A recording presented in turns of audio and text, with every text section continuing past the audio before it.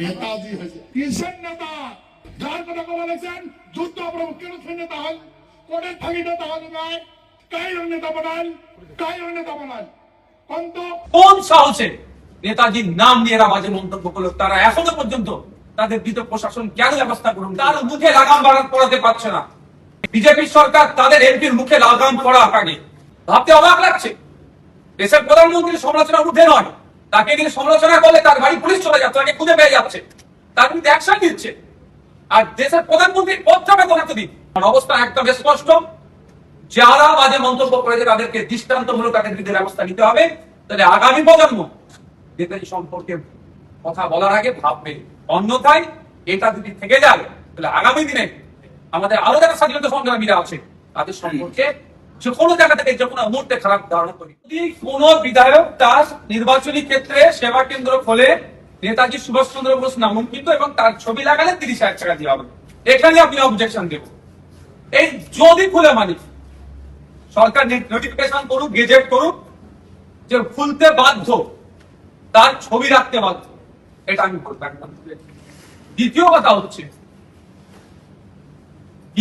হচ্ছে যেভাবে বাংলায় সারা দেশে আজকে চর্চা হচ্ছে নেতাজি সুভাষচন্দ্র বোস দেশ নায়ককে নিয়ে, স্বাধীনতা সংগ্রামের উজ্জ্বল জ্যোতিষ্ককে নিয়ে যে বাজে টিপ্পনি কেটেছে, বাজে মন্তব্য করেছে, তার মৃত্যু নিয়ে বিতর্ক তৈরি করা, তার অবস্থা নিয়ে বিতর্ক তৈরি করা, তার স্বাধীনতা সংগ্রামের আত্মত্যাগকে নিয়ে বিতর্ক যে তৈরি করেছে, আজকে চর্চা হতে শুরু হয়েছে, সারা জায়গায় চর্চা হচ্ছে।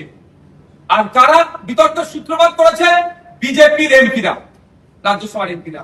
একটা এমপি পুতুল বলে চুপ করে গেছে, অপর এমপি এখন কন্টিনিউ চালাচ্ছে, তার মুখে লাগাম পড়াতে পারছে না। আমরা আশা করব যে সরকার পশ্চিমবাংলায় চলছে তথা বিজেপি সরকার তাদের এমপির মুখে লাগাম পড়া আগে। দ্বিতীয়ত, বিগত দিনে যে বাজে মন্তব্য করেছে তার বিরুদ্ধে আইনত ব্যবস্থা গ্রহণ করুন। কোন মতেই না ড্যামেজ কন্ট্রোল করার জন্য এই পেপারে আসবে, সব আসবে, ওই বিষয়টা না চেপে যায় যে নেতাজি নামাঙ্কিত সেবা কেন্দ্র ছবি লাগালে 30,000 টাকা করে বিধায়ককে দিয়ে হবে, এটা যে হেডলাইন হয়ে যায়। আমি অনুরোধ করবো মিডিয়ার ক্ষেত্রে নেতাজি নিয়ে কারো বিরোধ থাকার কোনো কথাই নাই, যে অন্তত এটা বেশি বেশি হাইলাইট করুন। কোন সাহসে নেতাজির নাম নিয়ে এরা বাজে মন্তব্য করলো? তারা এখনো পর্যন্ত তাদের বিরুদ্ধে প্রশাসন কেন ব্যবস্থা গ্রহণ করলো না? এইটা বেশি হাইলাইট করো। হ্যাঁ, দ্বিতীয়, তার সম্মানার্থে যেহেতু একটা স্বাধীনতার মাস চলছে, সেই জন্য এই প্রকল্পটা নিয়ে এসেছে, এটা আপনারা কোনো অসুবিধা নাই, কিন্তু কোন মতেই না ড্যামেজ কন্ট্রোলের জন্য এটা নিয়ে আসা হয়, সেটা আমাদের লক্ষ্য রাখতে হবে। আমার অবস্থা একদম স্পষ্ট, যারা বাজে মন্তব্য করেছে তাদেরকে দৃষ্টান্তমূলক তাদের বিরুদ্ধে ব্যবস্থা নিতে হবে। তাহলে আগামী প্রজন্ম নেতাজি সম্পর্কে কথা বলার আগে ভাববে। অন্যথায় এটা যদি থেকে যায় তাহলে আগামী দিনে আমাদের আরো যারা স্বাধীনতা সংগ্রামীরা আছে তাদের সম্পর্কে যে কোনো জায়গা থেকে যে কোনো মুহূর্তে খারাপ ধারণা তৈরি করতে পারে। ভাবতে অবাক লাগছে, দেশের প্রধানমন্ত্রীর সমালোচনা উঠে নয়, তাকে নিয়ে সমালোচনা করলে তার বাড়ি পুলিশ চলে যাচ্ছে, তাকে খুঁজে পেয়ে যাচ্ছে, তার বিরুদ্ধে অ্যাকশন নিচ্ছে। আর দেশের প্রধানমন্ত্রীর পদটাকে বলাতে দিন।